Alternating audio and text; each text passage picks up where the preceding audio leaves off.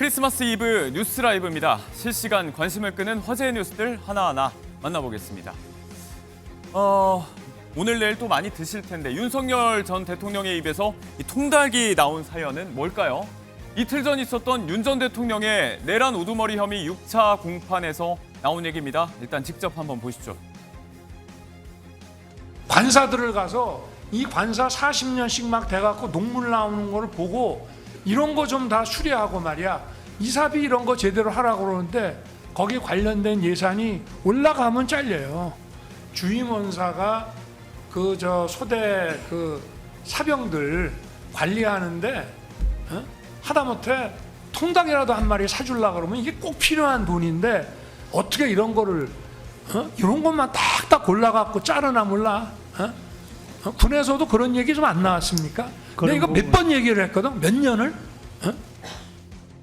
사병들 통닭 사줄 돈을 딱딱 골라서 자르더라. 재판에는 계엄 사령관이었던 박안수 전 육군참모총장이 증인으로 나왔는데요. 대뜸 일선 장병들의 처우 얘기를 하면서 꺼낸 말이었습니다. 거대 야당이 군 처우 개선을 위한 예산을 자꾸 삭감했다. 그러니까 사기가 떨어진다. 계엄 선포가 바로 이런 것 때문이었던 겁니다. 직위원 재판장조차도 목격하거나 들은 것 위주로 얘기해라. 쟁점 위주로 얘기해라. 제지할 정도였는데요. 같은 날 이상민 전 장관 재판에 나온 전 국무위원들조차 계엄은 비상식적이었다는 취지의 증언을 잇따라 내놨는데 통닭 사줄 돈을 깎길래 계엄했다. 또 한 차례 논란을 일으킨 발언이었습니다. 북한 김정은 국무위원장의 어깨에 이렇게 손을 올릴 수 있는 유일한 사람, 딸 주의 후계 구도는 점점 더 뚜렷해지고 있습니다. 백두산 삼지연지구 호텔 준공식에 참석한 김 위원장 일가인데요. 딸과 깍지를 끼고 곳곳을 둘러보는 김 위원장의 모습. 아빠 어깨에 손을 올리고 포즈를 취하는 주애. 부인 리설주는 대체로 멀리 뒤떨어져서 딸의 존재감을 더 부각시켰습니다. 김일성 일가의 혁명 성지죠. 백두산 지역을 주애가 처음 방문했다고 보도된 것도 의미가 있다는 분석입니다. 한편 북한은 지난 6월 준공된 원산 갈마 지역에 이어서 백두산 지역도 대규모 관광단지로 개발할 전망입니다. 대북 제재를 우회하는 외화 수입원이죠. 해외 관광객 유치에 또 사활을 걸고 있는 북한의 모습이었습니다.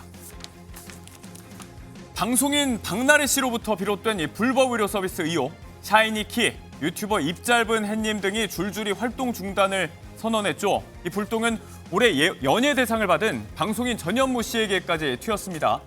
과거 차 안에서 수액을 맞는 듯한 방송 장면을 두고 경찰에 고발장이 접수됐는데요. 어제 전현무 씨 측은 병원 진료 기록까지 공개하면서 진화에 나섰습니다. 9년 전 장면이었는데 당시 3차례 병원에서 진료를 이렇게 받았고 이 수액 처치 뒤에는 안내에 따라서 병원에 의료 폐기물도 반납했다는 해명입니다. 목 상태가 좋지 않아서 병원 치료를 받던 와중에 촬영 일정이 촉박해서 차 안에서 그 처치를 마무리한 거다. 앞선 해명에 재차 증거까지 제시한 겁니다. 가수 홍진영 씨 같은 경우는 논란의 주사 이모와 찍은 사진이 공개되면서 친분이 전혀 없다면서 재빠르게 선을 긋기도 했죠. 연말 연예계 곳곳으로 논란이 일파만파 확산 중입니다. 올해 가장 파격적인 음악적 순간이었다.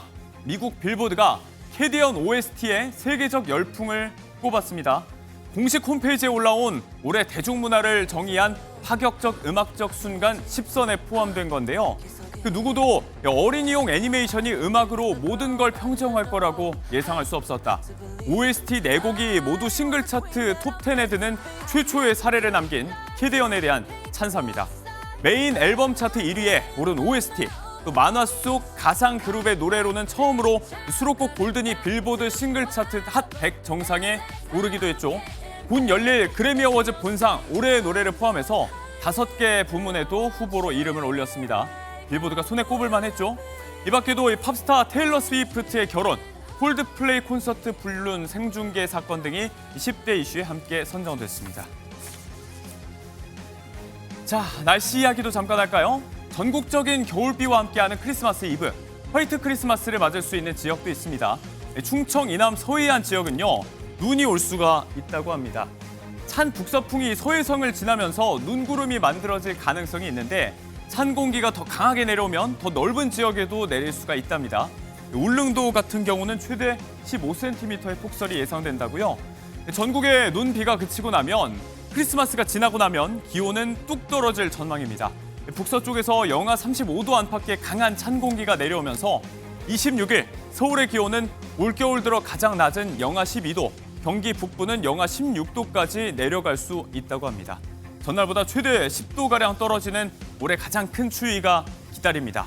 마음의 준비 단단히 하셔야겠습니다만 그 전에 메리 크리스마스 충분히 만끽하시길 바랍니다.